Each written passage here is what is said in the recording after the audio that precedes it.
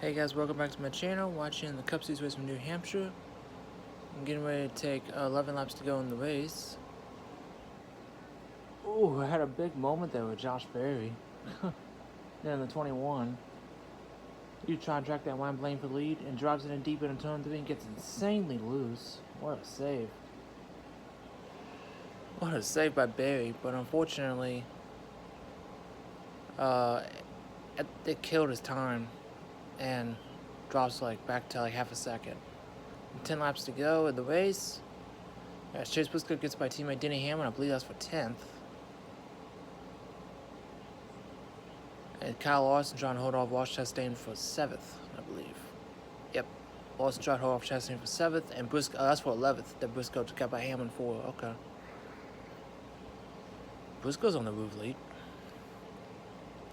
Jokic Racing and Toyota have been very disappointing today.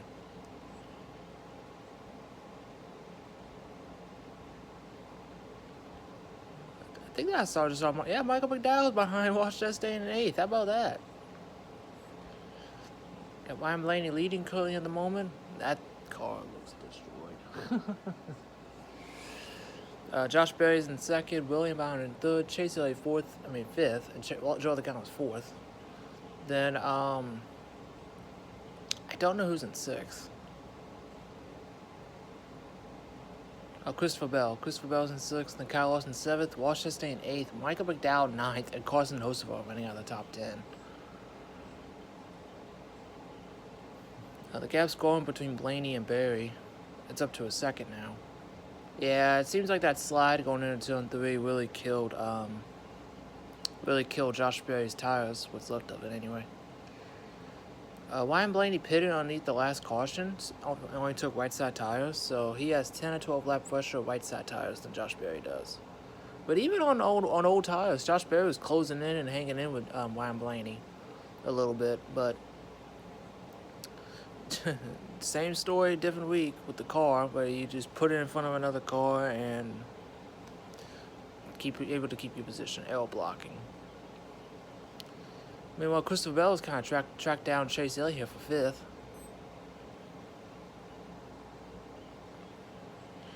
The car's over. Woohoo! What a save, man! Christopher Bell was sideways off of turn 4 there. Man, that thing was so sideways. It cost him a lot of time to chase Elliott. And Chase Briscoe's tracking down Carson Hocevar for 10th. But yeah, like I said, Toyota were bad today. The highest Toyota is Christopher Bell in 6th. I don't think they've had one in the top 5. Michael McDowell's closing in on Ross Chastain for 8th. That'd be a great top 10 one from Spire on that 71 team. Because McDowell's been hit or miss this year. I believe this will be his first top 10 on an oval this year. I know his other top 10s have come on, and top 5s have come on road courses. So, this would be huge for McDowell and that 71 team. Actually, no, 2nd. I believe the Coke 600 was another race that he finished top 5 in. I think he finished 4th in that one. But Ford and Penske, once again, showing their prowess on flat tracks. Coming to 4 laps to go this time by. The gap's still the same, about 9/10 of a second between Alliance teammates, the 12 and the 21. This will be Josh Berry's first top 5 since his win in Las Vegas back in the spring, which is insane. Does McDowell finally get underneath Chastain for 8th? But Chastain, oh nope, got a little tight off it too. McDowell staying on his door. Chastain drives it deep into 3 and slides way up the track. Over the patch, and McDowell slides in front of Chastain for 8th. What a move by McDowell. What a move. McDowell up to 8th.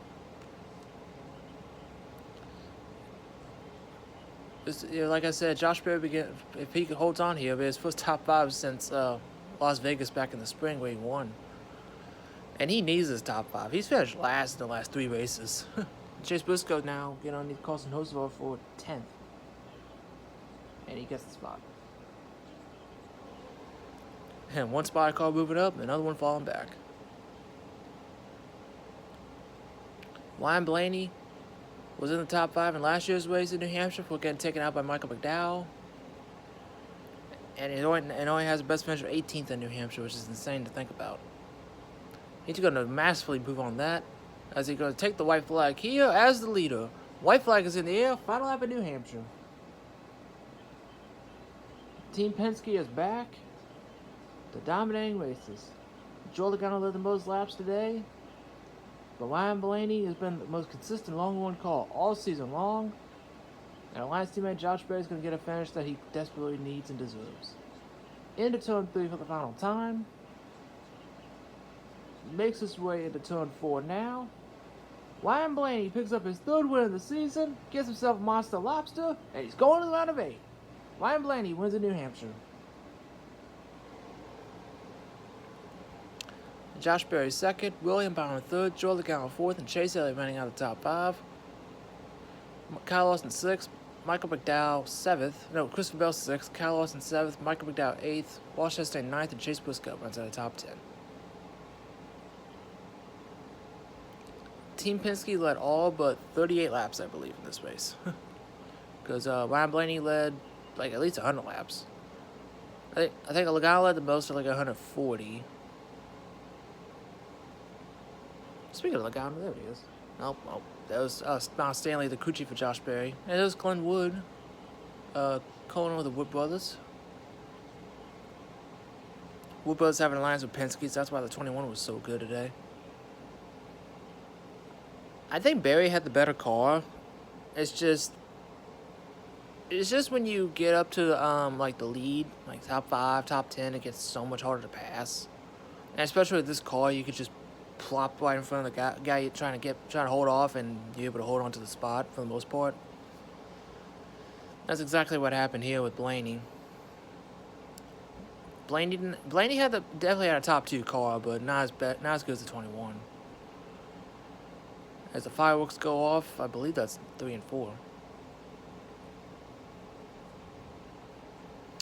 But yeah, it's just Blaney really was doing the best.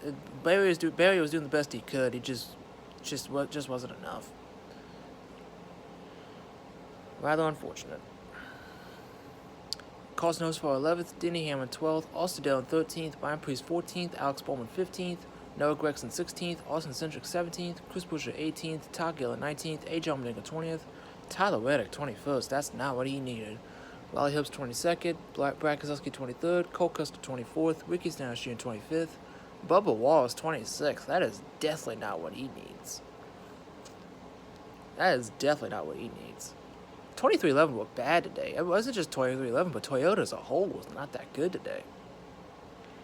Zane Smith 27th, Eric Jones 28th, Ty Dillon 29th, Kyle Busch 30th, Cody Ware 31st, Shane Van Gisbergen 32nd, Justin Haley 33rd, John Nemechek 34th, Ty Gibbs 35th, and Daniel Suarez runs out the field. No burnout this time for Ryan Blaney. Might need that car for Phoenix. So he doesn't have to worry about Kansas or the Charlotte Roval. He can just focus on the next race next race, which for him would be Las Vegas to kick off the round of 8, since he's locked into the round of 8.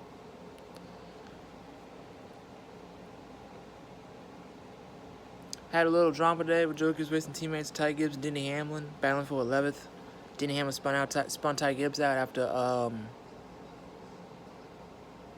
after racing his teammates very hard. I'll give my opinion on that here in a minute. As we get ready to interview Ryan Blaney, going to climb out of the car and celebrate.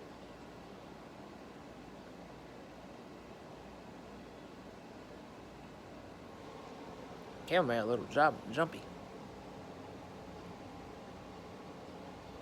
3rd win of the year for Ryan Blaney. 1st win since the regular season finale at Daytona. And he won Nashville. Kind of similar speed, not similar speed, but similar pace.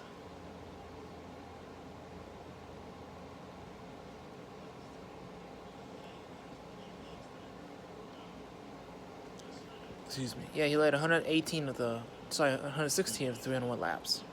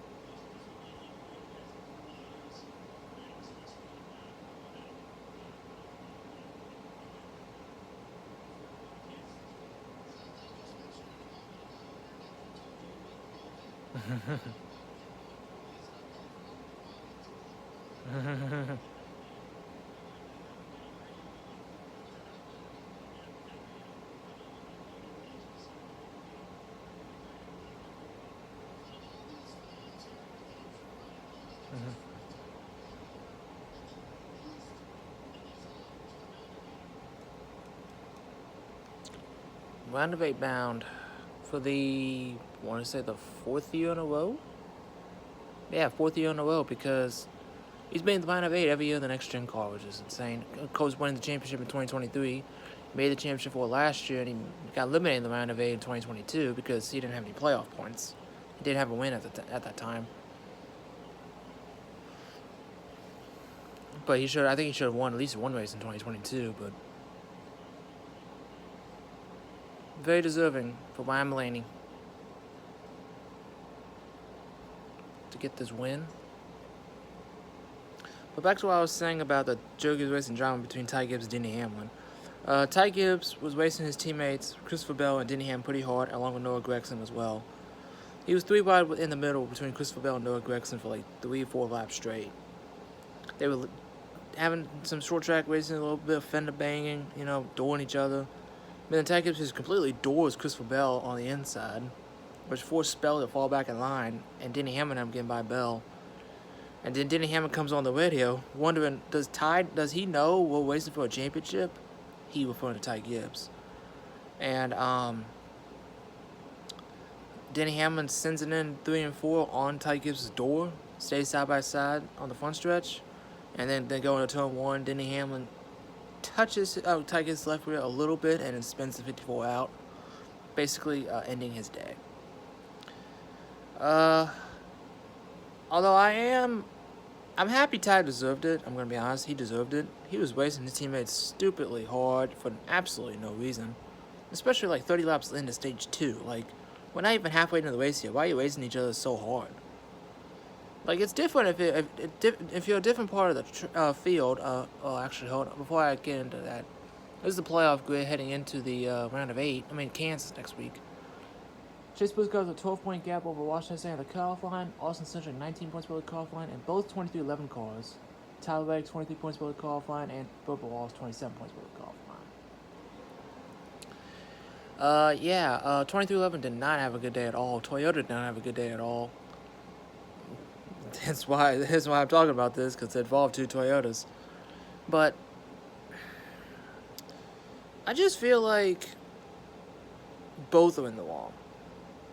Ty did deserve it because he was racing his teammates hard, but I don't think he deserved to get wrecked by Denny Hamlin. Denny didn't deserve the racing that Ty got, but I don't think dumping him was the right answer. From what it sounded like, he wasn't trying to wreck him. He was just trying to move him out of the way, but it resulted in a wreck. But both are in the wrong, I feel like. Ty should be more aware of the situation that his teammates are in, especially with how bad of a day they had as a whole, as a team. And Denny shouldn't have wrecked him because he was racing him hard. He should have at least booted him out of the way, and it would have been fine.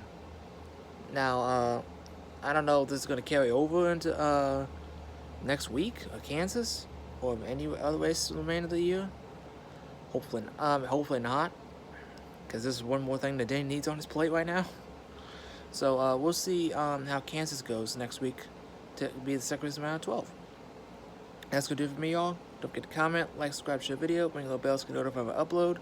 Congratulations to Ryan Blaney picking up his 3rd win of the season, punched his ticket to the round of 8, and doesn't have to worry about Kansas or the Charlotte Roval next week, or the next 2 weeks.